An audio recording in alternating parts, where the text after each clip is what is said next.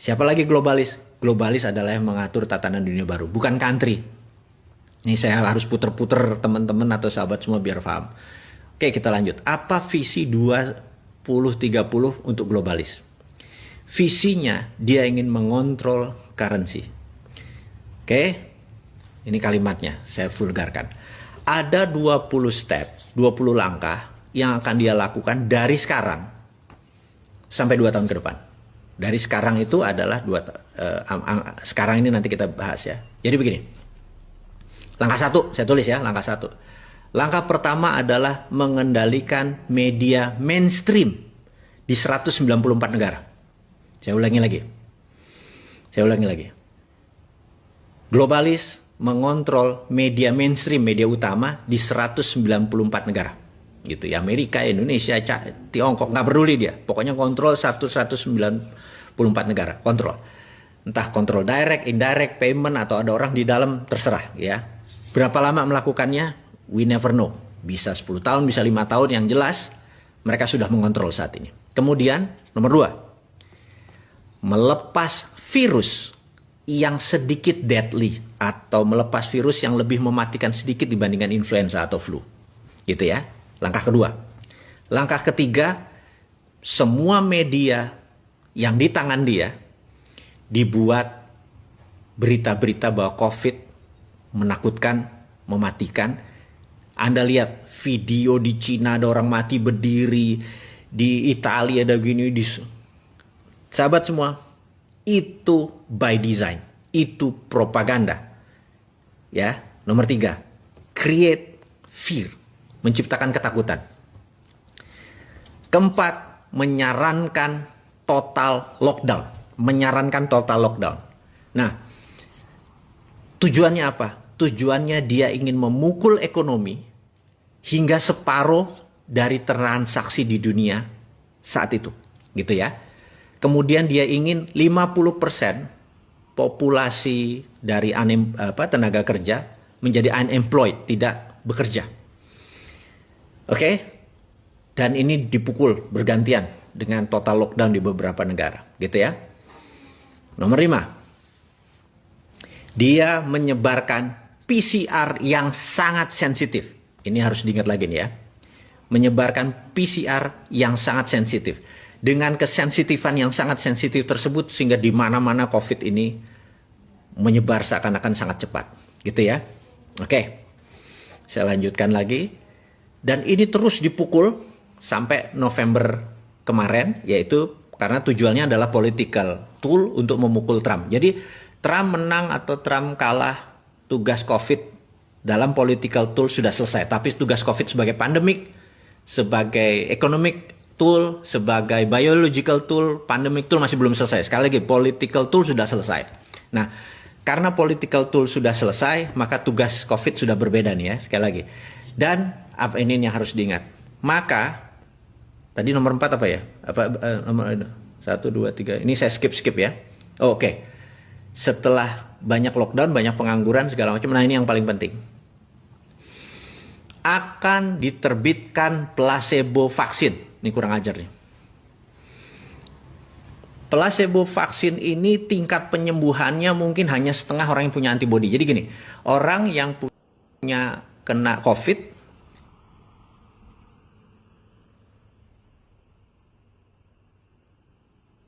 katakanlah dia OTG tanpa gejala, kemudian dia sembuh, tubuhnya sudah ada antibodi. Tapi mereka yang kena lebih severe, lebih parah, misalnya sampai dirawat, sampai perlu plasma atau sampai memerlukan itu, sembuh, maka antibodi dia lebih tinggi daripada yang OTG tadi. Nah, vaksin yang nanti yang kita sebut placebo vaksin ini bahkan tidak sampai setengah dari orang yang punya antibodi itu. Jadi rendah sekali, gitu ya, rendah sekali. Kita sampai tahap ini nih yang saya mau bicarakan. Lalu nanti, sekali lagi, ini belum terjadi. Ada 20, ini nomor 8. Saya ada beberapa yang saya skip sengaja ya, biar teman-teman terus intens dengan saya, intens dengan teman-teman di sosial media. Jadi, ini nomor 8. Nomor 9, nomor 8 itu apa tadi? Diterbitkan vaksin placebo. Ingat, kenapa vaksin placebo? 40 tahun AIDS itu beredar di dunia, belum ada vaksinnya.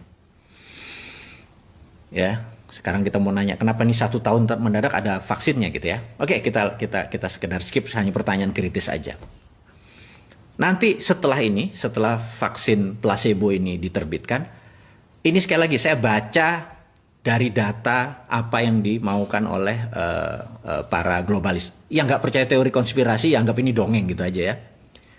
Setelah ini akan disebar PCR yang low sensitivity. Jadi ingat ya, tadi disebar PCR yang high sensitif, sangat sensitif. Jadi semua orang akan jadi kena. Ini sekarang dibalik.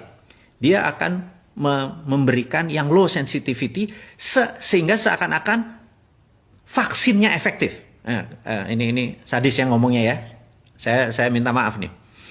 Jadi dengan ada PCR yang nanti disebar adalah low sensitivity, kesannya vaksin efektif. Oke. Ini apa efeknya?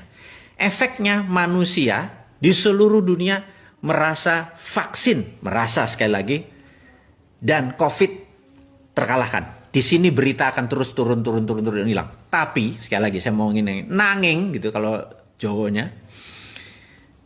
Tapi COVID masih ada dan COVID masih satu level deadly atau mematikan daripada flu gitu ya. Jadi nanti Anda bisa bayangkan, kok kayaknya udah sembuh tapi bos ini mendadak 4 hari isolasi mandiri, 21 hari isolasi mandiri. Terus bergilir. Jadi tahun 2021 apa yang terjadi? Jangan harap Anda akan merasa bahwa ini udah take off. Anda di trap. Anda emang sengaja mau dikenain oleh kaum globalis itu supaya terpapar lebih dari 60% penduduk dunia. Itu targetnya. Dengan terpapar itu dengan tingkat kematian 3-4%, hilang berapa puluh ribu atau ratus ribu manusia. Itu tujuan mereka, gitu ya. Dan sekali lagi ini teori konspirasi, Anda boleh nggak percaya. Weh, sakarepmu, bosman kok gitu, nggak sakit hati kita. Nah, lanjut ya. Nah, setelah tadi PCR tadi di low sensitivity, orang lupa, orang keluar lagi, tapi waduh, yang sakit, yang terpapar yang kesana kemari makin lebih cepat.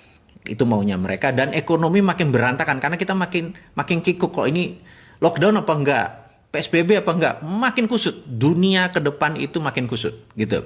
Nah, lalu siap apa yang mereka luncurkan? Mereka akan meluncurkan digital currency, ini yang sebenarnya mereka mau gitu. Karena itu di tahun 2030 bukan 194 currency di dunia ini. Mungkin tinggal 100-an. Karena negara Afrika jadi satu currency, mungkin ASEAN jadi satu currency gitu ya, kayak euro gitu ya, jadi satu currency. Amerika Latin satu currency, jadi beberapa negara akan membuat gitu beberapa currency. Dan currency sekali lagi diduga di 2030 sampai 2045 digital currency-nya si globalis cabal ini atau kelompok society ini, secret society ini akan menguasai 60% transaksi dunia. Semua menggunakan digital.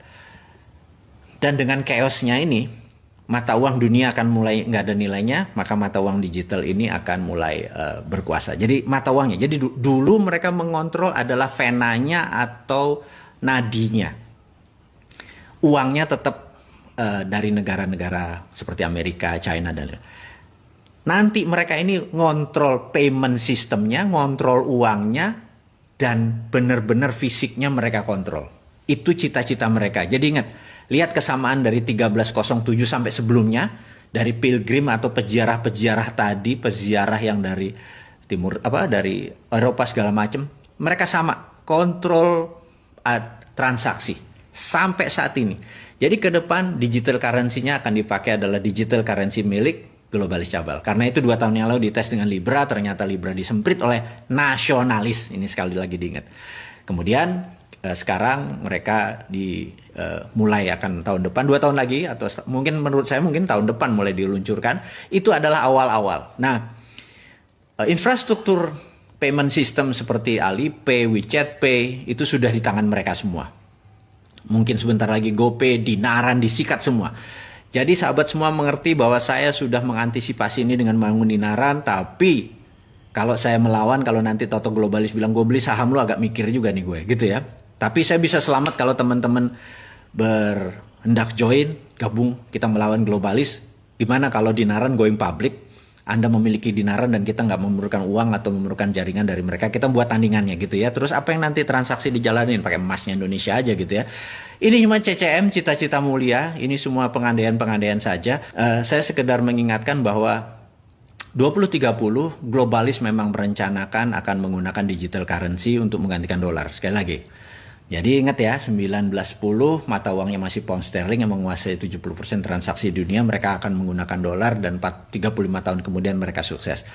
Dan apa yang mereka lakukan sekarang, 2019 pertama kali diluncurkan COVID, kan itu namanya COVID-19, 1 tahun kemudian tugas COVID supaya political tool selesai, ini sekedar saya sarikan. Kemudian selama 10 tahun ke depan mereka akan membuat digital, akan meluncurkan digital currency system di mana mereka akan menguasai dunia mungkin 2045. Dan sekali lagi teman-teman, saya sangat menyarankan untuk Anda mengenal dunia digital karena di 2030 ada penguasanya adalah semua digital. Kita tahu bahwa perusahaan-perusahaan besar akan berbeda aturan mainnya. Nah, singkat cerita teman-teman, saya memiliki video 24 video berjudul Visi 2030. Seluruh yang dilakukan oleh globalis cabal tadi, saya sudah punya antisipasinya, gitu ya. Ini bukan bullshitter nih, saya punya antisipasinya. Jadi counternya sudah punya. Kita adalah nasionalis patriotis. Kita menggunakan kekuatan tanah air kita untuk mengelawan globalis. Ingat, globalis musuhnya adalah nasionalis. Jadi ciri-ciri globalis ada global supply chain dan sebagainya. Nah, dengan ada yang mereka lakukan sekarang, kita kasih solusinya 24 video, ada video narasi, namanya Visi 2030.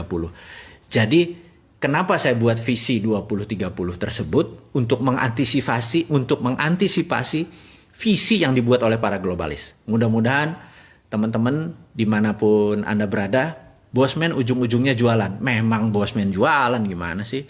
Jokowi aja jualan kok, jualan jualan vaksin, jualan citra dirinya gitu ya.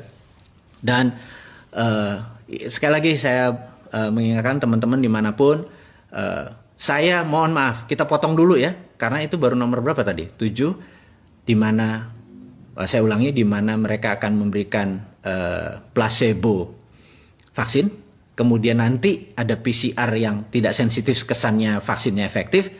Kemudian akan diluncurkan digital currency. Itu nomor 10. 10 lagi apa, Bosman? Nah, teman-teman, itu tetap menjadi rahasia saya. Saya ada 2. Anda nonton video tadi, Anda pasti akan dapat jawabannya. Tapi video yang 10 langkah tadi saya buka karena saya udah tahu. Bahkan di bulan Maret sebenarnya kalau Anda saya udah ngomong tuh yang 20 step itu. Sahabat sekali lagi dimanapun Anda berada, terima kasih.